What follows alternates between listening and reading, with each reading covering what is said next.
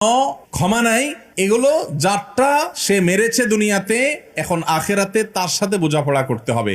আর কিয়ামতের দিন বাপ ছেলেকে, ছেলে বাপকে ছাড়বে না, স্বামী স্ত্রী, স্ত্রী স্বামী, কেউ কাউকে ছাড়বে না। আল্লাহ বলেছেন, ইয়াউমা ইয়াফিরুল মারউ মিন আখিহি ওয়া উম্মিহি ওয়া আবিহি ওয়া সাহিবাতিহি ওয়া বানিহি। কিয়ামতের দিন সবাই লিকুল্লি মিনহুম ইয়াউমা ইদিন শাআনুই ইউগনি, লিকুল্লি ইমরিইম মিনহুম ইয়াউমা ইদিন শাআনুই ইউগনি। প্রত্যেকটা মানুষ সেদিন যার যার জান বাঁচানোর জন্য পাগল পড়া থাকবে। কেউ কাউকে, বাপ সন্তানকে, সন্তান বাপকে পরিচয় দিতে চাইবে না। ভয়াবহতা কোন পর্যায়ে গেলে এটা হবে সেটা চিন্তা করা যায়।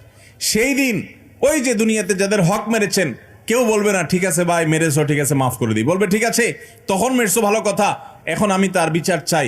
বিচারে কি হবে? আপনার আমল নামা সওয়াব দিয়ে দিবে। ওয়াজ মাহফিলে গেছেন, সওয়াব কামাই করছেন, আরেকজন